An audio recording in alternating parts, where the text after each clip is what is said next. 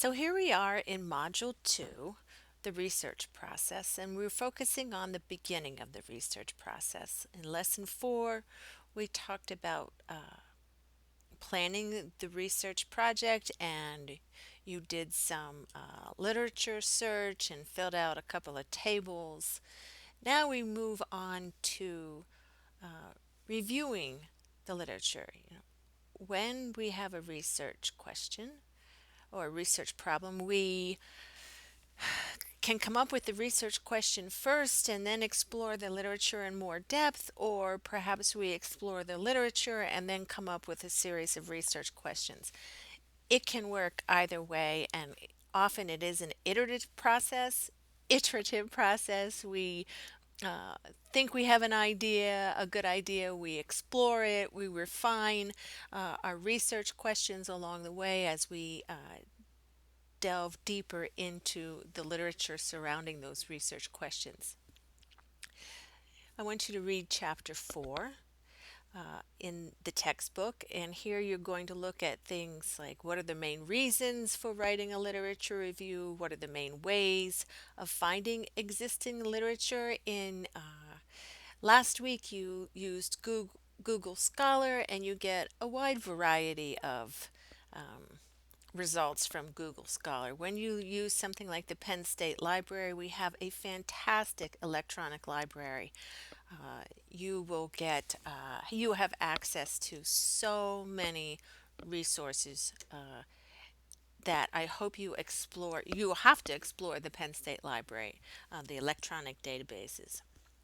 So you develop keywords that you search on, and you refine those keywords as you search in the literature. I always keep a list of the keywords that I've used and the databases that I've searched, the electronic databases that I've searched, so I can kind of keep track and not do rework. That's just what how I do it. And you're going to look at there are different ways to cite your sources. I'm not so concerned with which method you choose, this that you stick with a single method. And of course, then the chapter ends with plagiarism, and we can, I don't know if you knew this or not, but we can actually plagiarize ourselves. Doesn't seem fair, does it? But it's true. And I believe the chapter begins with this. What questions should a lit review answer? This is really a good list. I wish I had had this list back when I was doing my dissertation. But anyway, I like to do literature reviews. It is a very methodical process. It should be a very methodical process, and you just go through the literature and you learn, you refine, you write and elaborate.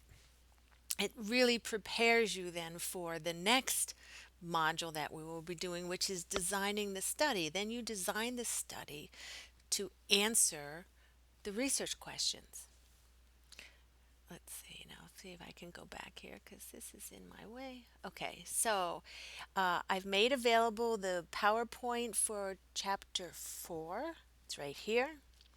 And there are two activities associated with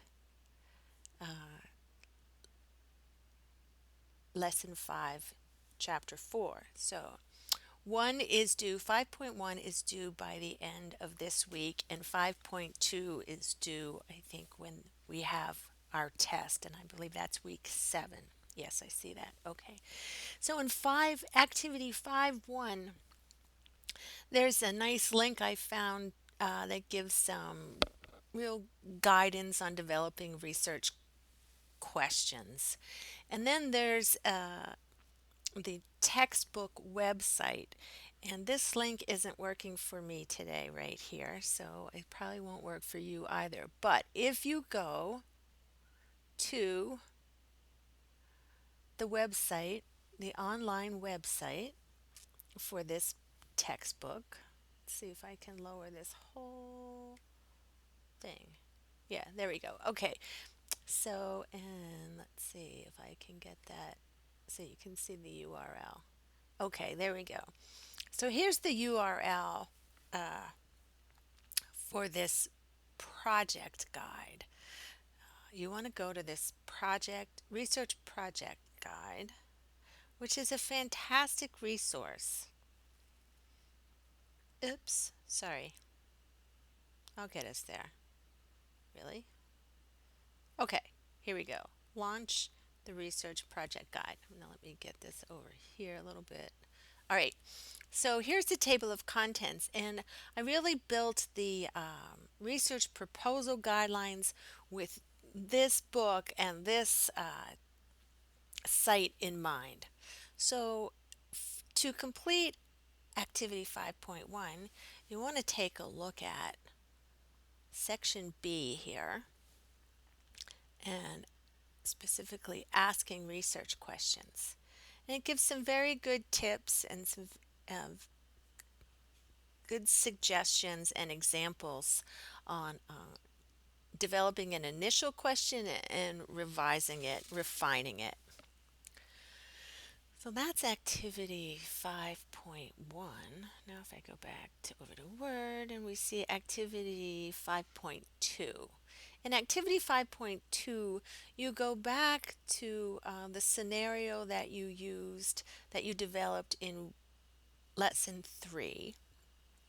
And from that, uh, you select one of the two research questions for further analysis, and you use the reading, the Van de Ven reading from last week, and you situate, ground, diagnose, and select.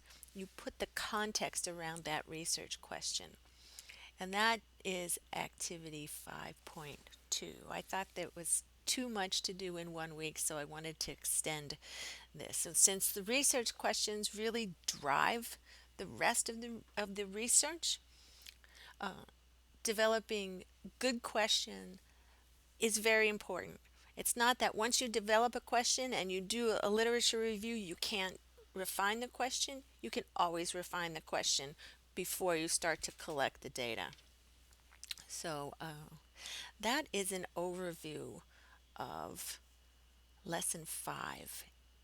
I hope you are learning and enjoying this course. And please, if you have any questions, don't ever hesitate to contact me.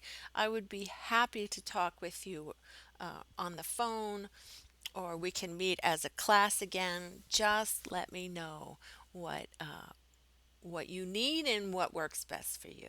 I am up to date on my grading for lessons 1, 2, 3, and 4. So please do check your grades and look at the feedback that I provided and let me know if you have any questions. Okay, wish you all the best. Bye.